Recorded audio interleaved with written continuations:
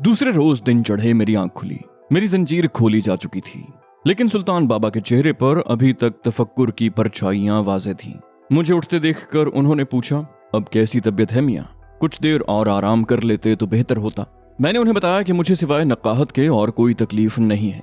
एक अजीब बात यह थी कि हालांकि याकूत के लफ्ज मेरी जबान से अदा होते थे और उसी की बोली मेरी बातों के जरिए बाकी सब तक पहुंचती थी, लेकिन खुद मुझे यूं महसूस होता था कि सुबह उठते ही मेरे हाफिजे की स्लेट बिल्कुल साफ हो जाती है और मुझे कुछ याद नहीं रहता कि मैंने रात को क्या पैगाम पहुंचाया था। लिहाजा मुझे एक बार फिर सुल्तान बाबा से कुरेद कुरेद कर हर बात पूछना पड़ती। मैंने पूरी बात सुनकर हैरत से सुल्तान बाबा की जानिब देखा। कहा, लेकिन आप उसकी बात पर इस कदर एतबार क्यों कर रहे हैं? अगर ये जुनून है तो जुनून किसी उसूल को भी नहीं मानता। जुनून तो नाम ही उसूलों से हट जाने का है। सुल्तान बाबा ने चौंक कर मेरी जानिब देखा। बोले, वाह मियाँ, बड़ी बात कह दी आज तुमने। वाकई जुनून को किसी उसूल, किसी शर्त, किसी वादे का पाबंद नहीं किया जा सकता, लेकिन हमारे पास और कोई चारा भी तो नहीं है। मुझे उसकी शर्त मानकर उस पर से अपना पहरा आज शाम से पहले ही उठाना होगा और बदले में उसके वादे पर एतबार करना ही होगा कि वो वक्ती तौर पर रुबाब को अपने शहर से आजाद कर देगा। हमें ये जुआ खेलना ही होगा। मैंने सुल्तान बाबा के चेहरे पर किसी अनजाने खतरे के आसार उनके लाख छुपाने के बावजूद भी महसूस कर लिए और उसी लम्हे मैंने अपने दिल में पक्का अहद कर लिया कि अगर इस मर्तबा याकूत ने मेरे जिस्म के जरिए उन्हें हराने की कोशिश की तो मैं खुद उसी लम्हे अपनी जान ले लूंगा। लेकिन कैसे? बस यही तय करना बाकी रह गया था।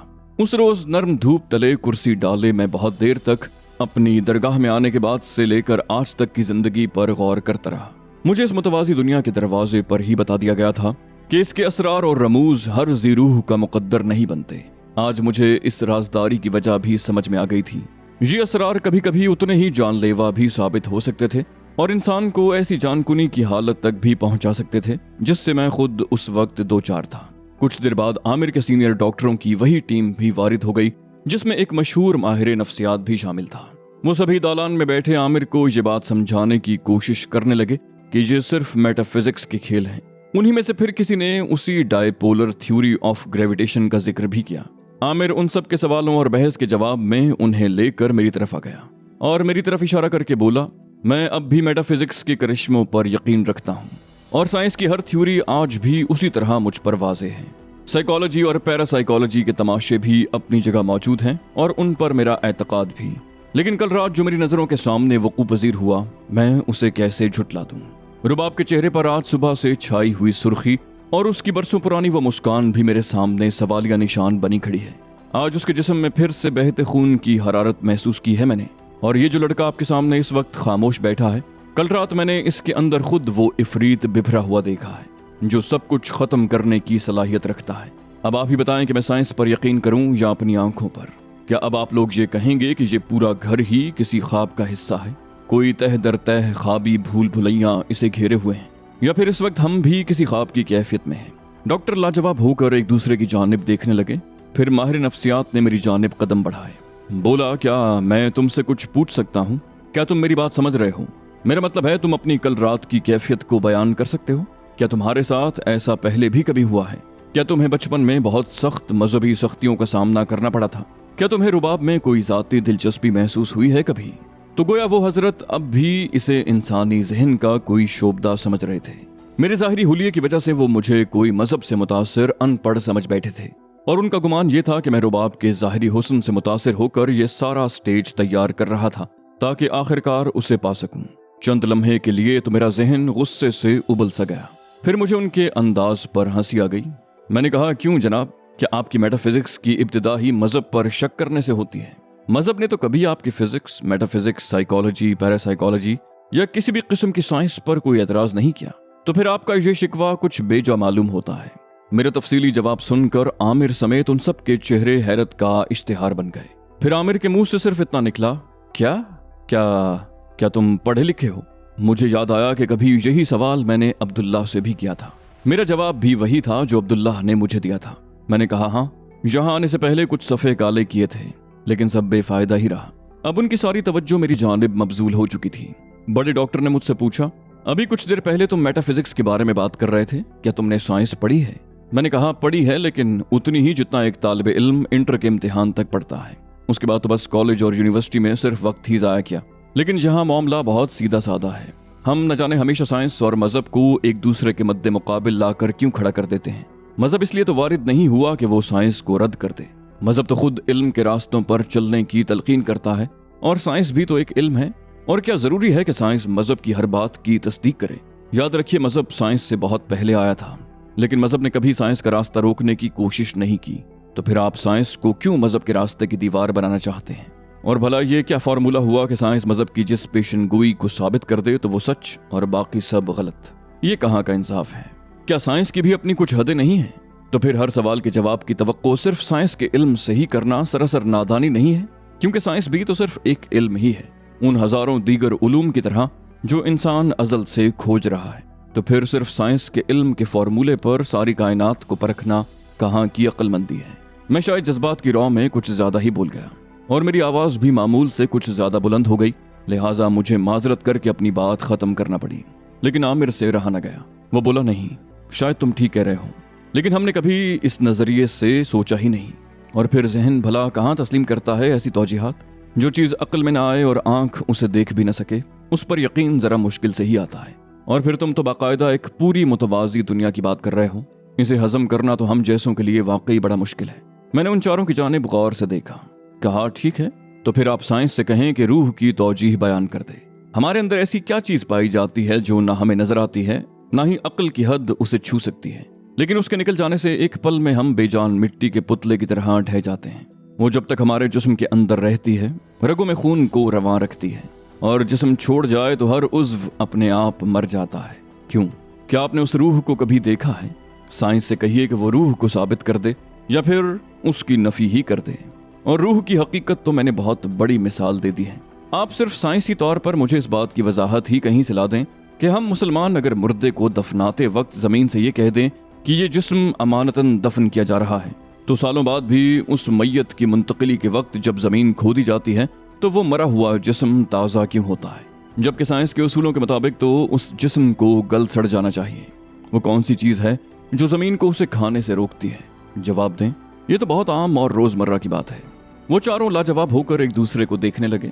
मैंने बात जारी रखी, कहा, मेरा मकसद आप लोगों को लाजवाब करना नहीं है, लेकिन ये सब बातें ये जाहिर करती हैं कि इस दुनिया से परे भी कुछ दुनियाएं मौजूद हैं। हम एलियंस के वजूद को तो उड़न तश्तरियों के जरिए साबित करते और मानते हैं, लेकिन जिन्नात की हमारे आसपास मौजूदगी से इनकार करते हैं। फोन या SMS के जरिए एक पल में दुनिया के दूसरे कोने तक पैगाम पहुंचाने के कमाल के तो मोतरफ हैं, लेकिन एक माँ के दिल से निकली एक पुकार पर हजारों मील दूर बैठे उसके बच्चे के दिल की अचानक तेज धड़कन के जवाब ढूंढते रहते हैं। छोटी सी टीवी स्क्रीन पर लहरों के जरिए पहुंची जिंदा तस्वीरें जो लाइव टेलीकास्ट पर तो यकीन करते हैं, लेकिन बंद आंखों और मन के अंदर लगी स्क्रीन जो दिल से दिल के तार जुड़ने पर रोशन होती है, उसे कभी काबिल भरोसा नहीं समझते। टेलीपैथी के जरिए दूसरों के दिल का हाल जानने को मोतबर जानते हैं, लेकिन जब कोई मजहब के जरिए हाल दिल बयान करने लगे तो उसे धुतकार देते हैं। हाथ से निकलती लहरों वाले रेकी के इलाज के लिए तो घंटों कतार में बैठकर इंतजार कर लेते हैं, लेकिन दूसरी जानिब अगर कोई हाथ थाम कर उस पर दम करके फूंक दे तो हम शक में पड़ जाते हैं।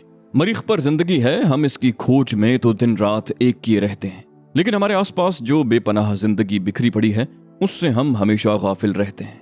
याद रखिए, नील आर्मस्ट्रांग के चांद पर जाने से पहले भी चांद मौजूद था, लेकिन तब तक साइंस हमारे शक्कुल कमर के अकीदे को शक से ही देखती रही। ये सब बातें क्या जाहिर करती हैं? सिर्फ यही कि हमारे मुतवाजी एक रूहानी दुनिया भी अजल से मौजूद है, और उस दुनिया को जानने के लिए भी एक साइंस मौजूद है जिसे हम रूहानियत कहते हैं। इस दुनिया की साइंस में जो कमाल हासिल कर ले उसे साइंसदान कहा जाता है, और उस दुनिया का साइंटिस्ट सूफी कहलाता है। जैसे यहाँ की साइंस ज़ाहिरी जिस्म के दर्द को दूर करने के लिए डिस्प्रिन या दूसरा कोई पेन किलर देती है, वैसे ही वहाँ की साइंस रूह के दर्द के लिए दुआ, दम और विरद की शक्ल में दर्द को मारने की दवा तजवीज करती है। जिस तरह हमारी ज़ाहिरी दुनिया की बीमारियां और उनका इलाज मौजूद है, इसी तरह रूहानी दुनिया में भी हम बीमार पड़ते हैं और ठीक भी होते रहते हैं। रुबाब भी एक ऐसी ही रूहानी बीमारी का शिकार है, और उसकी इस बीमारी का ताल्लुक भी हमारी मुतवाजी दुनिया की एक मखलूक के असर से है। आप लोग बस यही दुआ करें कि वो ठीक हो जाए और इस दुनिया के आखिरी मरहले के कैंसर की तरह उसकी रूह का नासूर लाइलाज न हो चुका हो। सुल्तान बाबा सिर्फ उस नासूर को बढ़ने से रोकने की कोशिश में मसरूफ हैं, लेकिन ऐसे में अगर आप ही उनका साथ नहीं देंगे तो फिर उनके लिए मुश्किलात बहुत बढ़ जाएंगी। बोलते बोलते मेरी आवाज बैठ सी गई। मुझे पता नहीं चला कि सुल्तान बाबा न जाने कब से मेरे अकब में खड़े मेरी सारी तकरीर सुन रहे थे। वो आगे बढ़े और फिर अचानक ही मुझे गले लगा लिया। आमिर और उसकी टीम की आंखों से भी शको शुबे की परछाइयां मिट चुकी थीं, और इस बार जब उन्होंने सुल्तान बाबा से हाथ मिलाया तो उन सब की निगाहें एहतराम से झुकी हुई थीं। चलते हुए आमिर 2 लम्हे के लिए रुका और मुझसे बोला, आज तुमने हमें जिंदगी गुजारने का एक ऐसा नया नजरिया दिया है जो हमेशा से हमारे आसपास ही कहीं मौजूद तो था, लेकिन हमारी नजरों से ओझल रहा। आज के बाद मैं हर मरीज को दवा की पर्ची देते वक्त एक मशवरा और भी दूंगा कि दवा के साथ दुआ भी करते रहना। दवा तो खून के खुलियों में जज्ब होकर अपना काम करेगी ही, लेकिन दुआ तुम्हारी रूह के खुलियों में जज्ब होकर तुम्हारी बीमारी दूर करेगी। उनके जाने के बाद सुल्तान बाबा ने मुस्कुराकर मेरी जानिब देखा। बोले, साहिर मियाँ, लगता है मौलवी खिजर ने पूरी तरबियत के बाद ही तुम्हें मेरे सुपुर्द किया है। जीते रहो। मैंने मुस्कुराकर बात टाल दी, लेकिन यही सच भी था। ये सारी बातें जो मैंने आज आमिर और उसकी टीम को कायल करने के लिए की थीं, उन सब पर मैं खुद मौलवी खिजर से घंटों बहस कर चुका था, और उन्होंने हर बात इस करीने से की थी कि मेरे सब तिश्ना सवाल जवाब पाते गए। रफ्ता रफ्ता शाम भी ढल गई, लेकिन मेरी रगों में भर जाने वाली उस आग का आज दूर दूर तक पता नहीं था। गोया याकूत फिलहाल अपने वादे की पासदारी कर रहा था। अंदर जनाने से आने वाली इत्तलात के मुताबिक रुबाब भी बहुत हद तक नॉर्मल हो चुकी थी, और आज हफ्तों बाद उसने अपने घर वालों के साथ एक दस्तरखान पर बैठकर खाना भी खाया। धीरे धीरे रात ढलने लगी और वही उदासी हवेली की दीवारों और दर्जों से झांकने लगी जो यहाँ का खासा थी।